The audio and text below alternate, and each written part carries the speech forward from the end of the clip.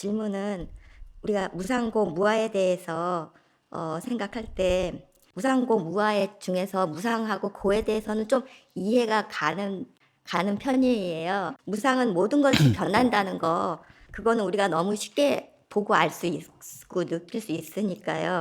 그리고 고는 또 그런 변하는 것이 괴로움이다. 여기까지는 제가 좀 이해가 갈 것 같은데요. 무아에 대해서는 개념적으로는 이해가 되는데 체험적으로 잘 이해가 안 되거든요.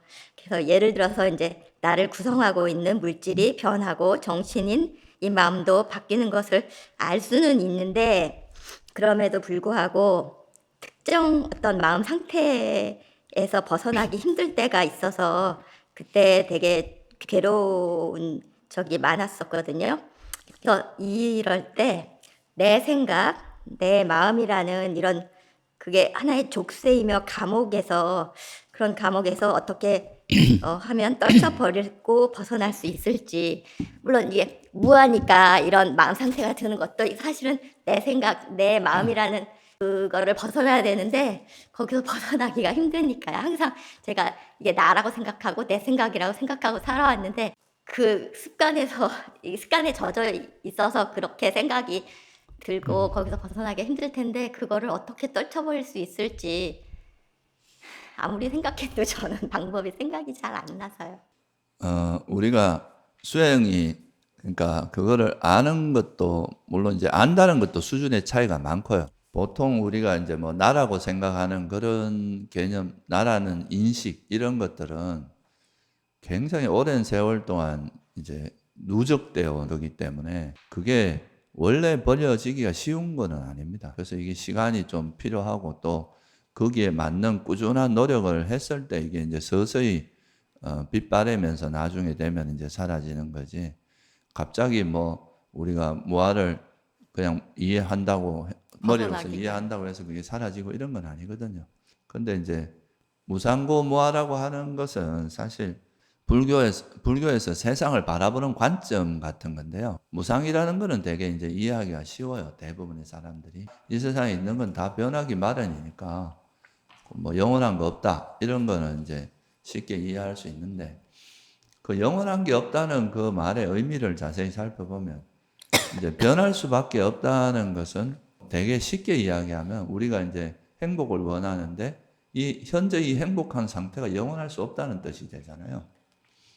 내가 지금 아무리 마음에 들고 원하는 상황이 오더라도 그 상황은 언젠가는 변할 수밖에 없다. 조건이 바뀌면.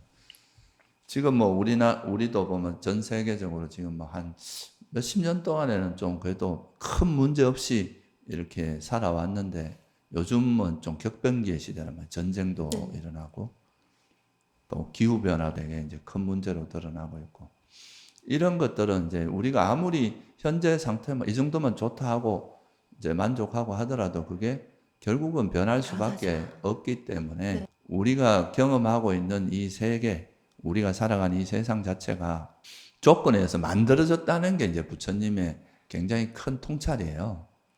그래서 조건에서 만들어졌기 때문에 이거는 사라질 수밖에 없고 사라질 수밖에 없기 때문에 현재 상태가 안정적일 수가 없다는 거예요. 우리는 사실은 안정을 원하잖아요. 근데 아무리 내가 좋아하는 그 상태도 안정적일 수가 없고 언젠가는 변할 수밖에 없다는 거죠. 우리 젊음도 언젠가는 변하고 건강한 것도 언젠가는 또 쇠퇴해서 나빠질 수 있고 그래서 이게 이제 변할 수밖에 없기 때문에 변할 수밖에 없는 그런 현상을 우리가 행복이라 할 수는 없다는 거거든요. 네. 그래서 이게 이제 괴로움의 속성이 있다. 그래서 이거는 뭐 괴로움이라는 의미보다는 괴로움의 특성을 가지고 있다. 이거는 불만족스럽다. 만족스럽지 못한 거다. 형성된 것은 우리가 정말 100% 만족할 수 있는 대상이 아니라는 거죠. 그게 이제 무상하고 괴로움의 의미고. 그래서 그렇다면은 이렇게 변하기 마련이고 이렇게 불만족스러운 이런 현상들이 과연 내 것일 수 있겠느냐 이거예요. 사라질 수밖에 없는데 내가 예를 들어서 어떤 좋은 생각이 떠올랐어요. 그러면 이 생각이 영원히 사라지지 말거라 한다고 해서 안 사라지는 것도 아니고 지금 내가 행복해. 이 행복을 영원히 지속되거라라고 내가 명령을 한다고 해도 되는 건 아니잖아요. 그러니까 이런 거는 무상하고 변하기 마련인 것은 내 마음대로 물론 일시적으로 내가 내 마음대로 할 수 있는 건 있어요. 그렇지만 전적으로 내 마음대로 할 수는 없어요. 그리고 괴로움인 것은 괴로움의 속성이 있는 것을 영원히 행복하거라라고 뭐 내가 명령을 내린다고 해서 되는 게 아니잖아요. 그러니까 무아라는 건 자아가 있다는 자아라는 의미를 이해해야 되는데 옛날에 이제 지금도 그렇고 종교인들이 보통 그런 생각을 하잖아요. 내가 이렇게 보이는 이 몸이라든가 내 마음 이거는 좀 그냥 이런 거는 변하기 마련이고 내 것이 아니라는 건 이해하겠는데 이 뒤에 우리 나라는 이 삶을 이끌어가는 뭔가 변하지 않는 뭔가 주체가 있어가지고 이 주체가 우리 삶을 주도해 나간다 이렇게 생각하는 게 일반적인 종교에서 많이 하는 그 이야기들이에요. 그때 부처님 당시에도 이제 브라만교라고 있었는데 거기서는 이 자아라는 게 있어서 그 자아가 우리 삶을 주도한다고 생각한 거죠. 그건 뭐냐 하면 내가 자아가 명령하는 대로 삶이 이루어진다고 보는 거예요. 그럼 내가 라고 하면 그 현상도 그렇게 되고 부처님께서 이걸 비유를 어떻게 했냐면 내가 여기 이제 이 집에 이 절의 주인이라 그러면 여기서 내가 마음에 안 들고 또는 여기 와서는 안 될 사람이 있으면 나가세요 하면 나갈 수 있게 그런 권한이 있는 거잖아요. 내가 이 집의 주인이라는 거는. 그죠? 근데 만약에 주인이 아니라면 내가 아무리 나가라 한다 해도 그 사람이 나가지 않을 거 아니에요. 그죠? 네가 뭔데 나가라 그래. 이렇게 될 거 아니에요. 그런 것처럼 이게 이제 우리한테 만약에 그런 우리 삶을 주재하고 영원히 변치 않는 그런 뭔가가 있다면 이것이 우리 삶을 주도할 건데 그러면 내가 좋은 거, 그러니까 행복한 건 사라지지 말라라고 명령을 하면 안 사라져야 되는데 안 그렇다는 거죠. 이 행복이 영원하거라 하고 해도 영원히 통제가 안 된다는 거죠. 모든 게 통제 안 된다는 의미는 아닙니다. 여러분이 뭐 길을 가면서 오른쪽으로 가야지 왼쪽으로 가야지 이런 건 여러분이 다 결정할 수 있고 통제할 수 있는 거잖아요. 그죠? 내가 원하는 걸 하고. 근데 결정적으로 안 되는 게 뭐냐 하면 물론 뭐 여러 가지가 있지만 사라지기 마련인 걸 사라지지 말라라고 이걸 명령해도 안 되는 거죠. 여러분이 죽을 수밖에 없는데 내 몸이요 죽지 말라라고 한다고 해서 내 몸이 안 죽는 건 아니란 말이죠. 그리고 나한테 행복한 느낌이 일어났는데 이 행복한 느낌이 영원하라라고 명령한다고 해서 그것이 영원히 지속되지는 않잖아요. 이런 의미로 이거는 전적으로 통제할 수 없다는 거예요. 부분적으로는 우리가 이렇게 통제할 수 있는 면도 있지만 내가 원하는 방향대로 다 통제할 수 없다. 그거는 뭘 의미하냐면 이런 고정불변하고 삶을 주재하는 주체인 자아는 없다. 그래서 이걸 무아라고 설명하신 거예요. 그래서 이 무아라는 거의 의미는 이제 통제할 수 있는 우리 삶을 통제하고 결정하고 뭐 판단하는 그런 변하지 않는 실체로서의 나라는 건 없다. 그게 이제 가장 중요한 의미거든요. 그래서 우리가 삶에서 경험하는 거는 조건이 이제 잘 성숙하면 그런 일이 일어났다가 조건이 다하면 사라지는 거니까 이거를 내 거라고 붙들고 이제 해봐야 안 된다 이거예요. 예를 들면 이 몸을 우리는 보통 내 몸이라고 생각하잖아요, 그죠? 근데 뭐 젊어서는 어느 정도 이제 내가 통제할 수 있지만 나이 들어서 이제 늙어가는 거, 뭐 병드는 거, 죽을 수밖에 없는 이런 걸 내가 통제할 수 있는 건 아니잖아요. 그거는 이 몸이 가지고 있는 속성을 이해하고 이제 이 몸이 끝나면 또 내가 만약에 아란이 되지 않으면 다시 윤회를 하면 다른 몸을 또 인연으로 해서 또 이어진다는 거. 그런 거에 대한 이해를 하면은 지금 이 몸은 그냥 내가 잘 쓰다가 그냥 놓고 가면 되는 거죠. 이제 잘 쓰고 이제 거기에 대해서 미련 없이 또 새로운 인연이 되면 그걸로 하고 이렇게 하면 되는데 이제 이걸 이해하지 못한 사람은 이걸 안 죽으려고 발버둥 치고 이제 늙지 않으려고 발버둥 치고 이걸 계속 집착하다 보니까 거기서 수많은 괴로움이 생긴다고 보는 거죠. 그러니까 우리 의식도 마찬가지예요. 우리가 어떤 좋은 걸 가졌다고 하더라도 그게 이제 내 조건에서 만들어진 내가 노력해서 얻은 그 결과물이라고 하더라도 이것이 영원할 수는 없는 거거든. 언젠가는 또 인연이 다하면 또 사라질 수 있고 그래서 그런 이제 내 몸이나 마음이나 다 조건에 의해서 움직이는 거니까 이거를 내가 필요해서 쓰지만 또 인연이 다해서 사라지면 그걸 놓아버릴 수 있는 그 힘을 기르는 거거든요. 이게 내 게 아니니까 내 거 아닌 거에 대해서 억지로 붙들어 봐야 그게 그리 되는 게 아니거든. 괴로움만 커지지. 그러니까 그거는 이제 보살님이 그런 이해를 했다 해도 진짜 보살님이 이해했는지 그것도 한번 생각을 해봐야 되고요. 그냥 머리로만 이해하는 것 갖고는 안 되거든요. 머리로 이해하는 거는 됐는데 제가 이렇게 실질적으로 제 마음에서 이해가 안 됐나 봐요. 안 받아들이는 거예요, 보살님이 그런 거를. 이 무아라는 사실 자체를 받아들이고 인정을 하면 그게 되는데 그거를 이제 보살님이 지고 있는 그 집착이 강해서 그걸 자꾸 거부하는 거죠. 그러니까 이게 잘 안 되는 거예요. 그래서 제가 생각에 이게 내가 이렇게 자꾸만 생각하는 게 이게 내가 나 자신을 나라는 이 감옥에 가두는 것 같다. 그 감옥에서 탈출해 나가야 벗어나야 내가 자유로워질 수 있는데 그러지 못하고 있구나.